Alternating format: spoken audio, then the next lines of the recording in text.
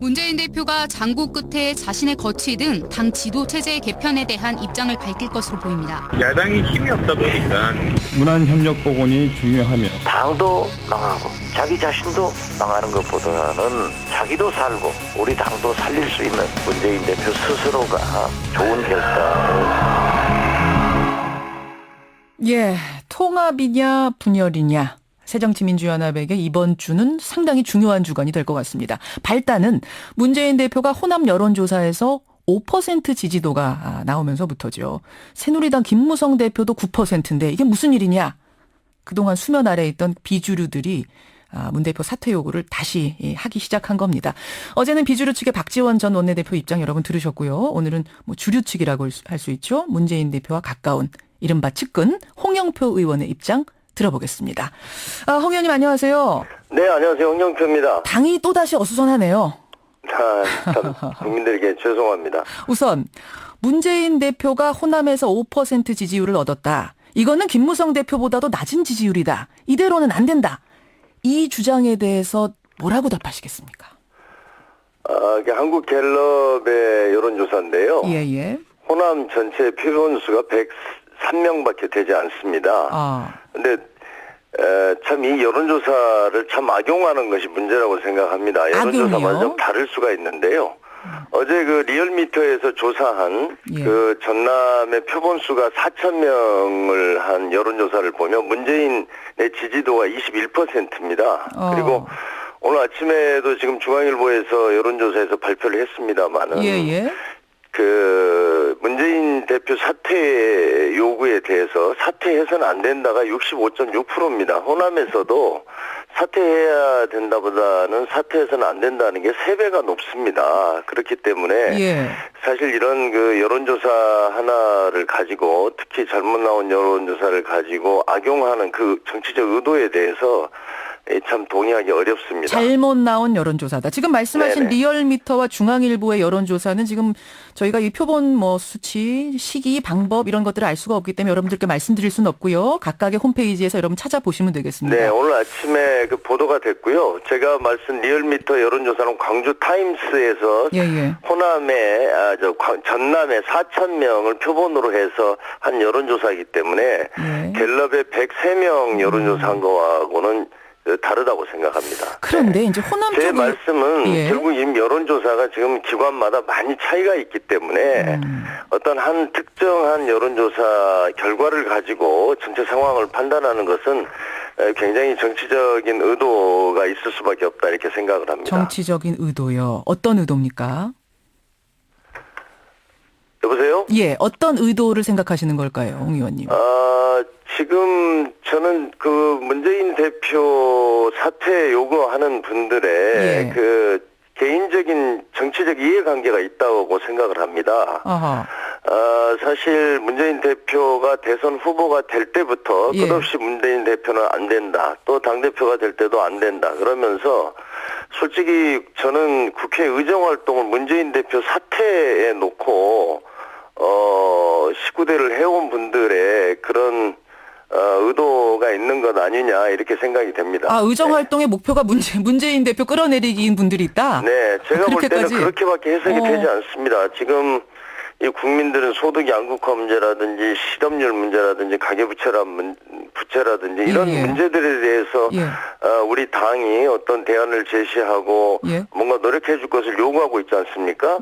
그분들 계속 정치활동하는 걸 보면 문재인 대표 사퇴입니다. 근데 이제 그분들 얘기는 지금 선거마다 연패하지 않았느냐. 이대로라면 총선에서도 힘들다는 얘기고 뭐 이번 여론조사가 아니더라도 그러면은 특단의 대책을 세워야 하고 그럼 일단 문 대표가 책임지고 물러나는 모습을 보여야 된다. 뭐 이런 주장인데요.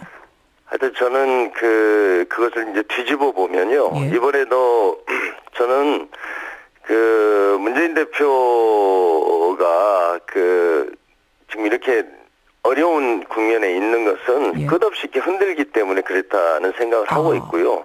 또 하나는 지금 국민들이 왜 새정치에 대해서 불신을 합니까? 주류와 비주류의 대립입니다. 지금 그거는 저는 분명하게 국민들이 이 당이 이렇게 그 분열 양상을 보이고 있는데 어떠한 얘기를 해도 신뢰를 할 수가 없거든요. 알겠습니다. 그 책임을 전부 다 문재인 대표에게 돌리고 있는데 저는 그 비주류에서도 예. 자신들의 행위에 대해서 한 번쯤은 성찰해봐야 된다고 봅니다. 지금까지 좀 당이 예. 더 국민들에게 나쁜 모습을 보일 것 같아서 사실 예. 그런 문제들에 대해서 참 우리 당의 일부의 의원님들인데 예. 그분들이 하는 것에 대해서 다 침묵하고 있지 않습니까? 알겠습니다. 그분들이 말해도 누가 나서서 문재인 대표 한 명에 대해서 예. 옹호해주거나 대변하는 사람도 없었거든요. 지금 어쨌든 근데 너무나 이게 좀 정치적으로 보면 아주 잔인하게 이게 짓밟으려고 하고 있는 겁니다. 당 분열이 심각한 것만은 뭐 지금 동의하시는 거예요. 네. 홍 의원도 동의하시고 저는 이제 비주류도 그러니까 동의하시고. 원인을 당의 분열로 보고 있고 이렇게 아주 개인의 어떤 정치적인 이해관계 때문에 그런 것을 끝없이 선동하고 또 보수 언론에서 그것을 받아가지고 하는 것에 재미를 본 분들이 지금 당을 이렇게 어려운 국면으로 만들어가고 있다고 생각합니다. 그러면 이 분열된 상태로는 안 되고 총선 네. 전에 뭔가 통합을 위한 대책이 필요하다는 것만은 자명해 보이는데요. 그 길이 지금 뭐라고 생각하십니까? 그 길. 지금 저는요, 예. 우리 당, 특히 뭐 국회의원들은 대다수가 저는, 100명 이상이 지금 당이 이렇게 흘러가서는 안 된다. 이제 힘을 모아야 된다라고 예. 생각하고 있습니다. 예. 그분들이 지금 비주류 몇 분들이 하는 이야기를, 에 대해서 동의하지 않지만 거기에 대해서 또, 반박을 하면은 또 국민들한테 이게 싸움으로 되지 않습니까? 그렇기 그렇죠. 때문에 지금까지 끝없이 자제하고 침묵해 왔다고 생각합니다. 그러니까 홍 의원님 그래서 지금 뭐 제가 시간이 네. 없다 보니까 자꾸 이제 질문을 조금 더 발전시키게 되는데요. 뭐 그 네. 부분에 대해서는 제가 충분히 이해를 했고요. 그래서 총선 전에 통합을 위한 대책이 이제 뭔가를 놓고 여러 가지 얘기가 나옵니다. 뭐 조기에 선거대책위원회를 띄워서 집단 지도체제로 가는 게 어떠냐. 통합 전당대회를 치르자. 또 어떤 쪽에서는 문재인, 안철수, 박원순 이른바 문안박 체제로 가보자. 여러 가지. 어떤 게 맞다고 보세요? 네, 저는 우리 당에도 훌륭한 분들이 많이 있지 않습니까? 예. 그래서 국민의 지지를 받는 사람들로 지도부를 구성해야 된다고 생각합니다. 그중에 하나의 대안으로서 문안박, 스크럼 이런 주장을 문재인 대표가 당대표가 되면서부터 그걸 제안을 했습니다. 예, 그래서 예. 안철수 의원에게 특히 그 뭐 혁신위원장이라든지 인재영입위원장이라든지 여러 가지를 제안해 온 걸로 알고 있습니다. 예. 그렇게 노력을 했음에도 불구하고 지금 합의가 이루어지지 않아서 그것이 지금 현실화되지 않고 있지 않습니까? 그런데 문안박이 함께 예. 하는 그런 지도부는 저는 국민들한테 많은 지지를 받을 것으로 생각이 지지를 됩니다. 받을 거다. 그래서 안 의원이 내놓는 자체 혁신안에 먼저 문재인 대표가 답해야 된다. 이게 지금 전제 조건이거든요. 안철수 의원 네, 측에. 그래서 10개의 안을 내놨는데 그중에 5개가 부정부패에 관한 겁니다. 예. 부정부패에 대해서는 이미 당원 당규상에 상당히 반영이 돼 있습니다. 그리고 나머지 수권비전위원회 같은 것은 충분하게 논의할 수 있습니다. 예, 예. 그런데 저는 왜 안 의원께서 이렇게 그 문안박에 대해서 반대를 하는지 좀 이해가 하기 어렵고요. 어제 이제 우리 당 내에서도 소위 예. 중도적인 입장에 있는 분이나 많은 의원들이 이제 나서서 결국은 문재인, 안철수, 뭐 박원순 이렇게 함께 새로운 리더십을 구성해서 예. 국민들에게 당의 새로운 모습을 보여줘야 되지 않느냐.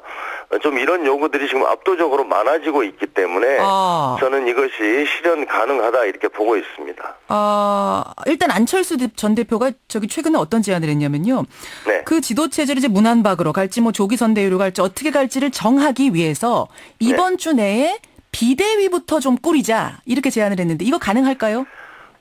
저는 모든 논의가 가능하다고 봅니다. 가능하다. 그러니까 현재 지도체제에 대해서 어떤 변화가 불가피하다고 저도 보고 있고요. 예. 그러나 지금 오늘 아침에 제가 뭐 중앙일보 지금 아침에 이 인터뷰를 위해서 좀 뉴스를 이렇게 스크린하다 보니까 그러셨어요. 문재인 대표 사퇴 요구가 사퇴해서 안 된다가 65.6%입니다.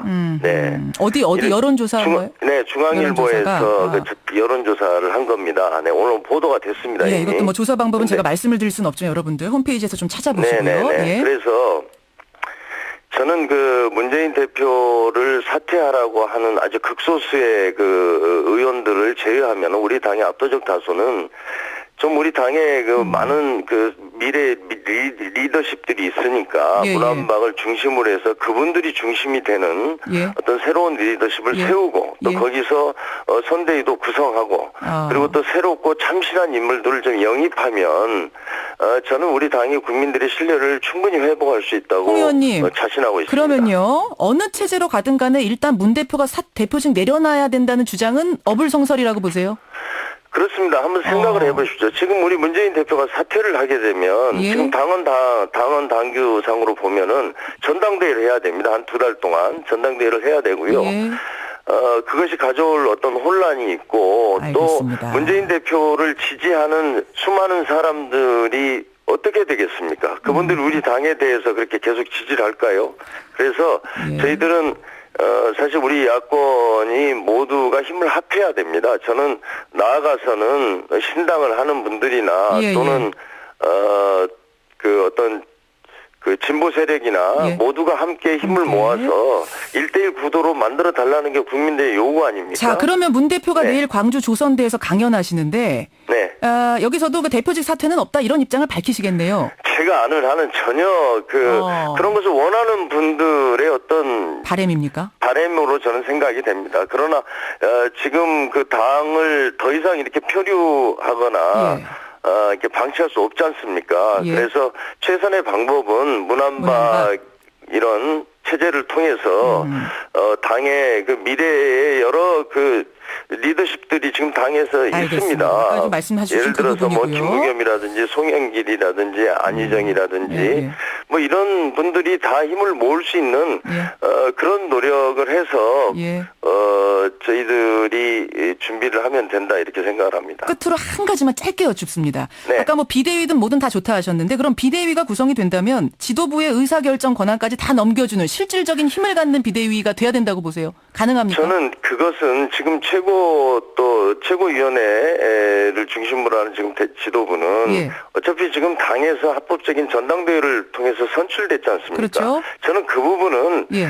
논의해 갈 수 있다고 봅니다. 논의해 갈 지금 수 우리가 있다, 의사결정 얼마나 권한. 절박한 상황입니까? 총선 승리를 위해서 저희들이 힘을 모아야 된다는 대전제 하에서 그런 건 다 논의해서 해결할 문제라고 생각합니다. 여기서 현 지도 체제를 다 해체하라 그러면 그 기존의 어떤 모든 당원 당규상으로 이렇게 선출된 지도부를 무력화시키는 것도 문제라고 생각을 합니다. 여기까지. 그렇기 때문에 그 부분은 선거 승리를 위해서 어떤 것이 최선의 대안인가에 대한 합의를 이뤄낼 수 있다고 보고요. 그런 방향으로 노력하면 된다고 봅니다.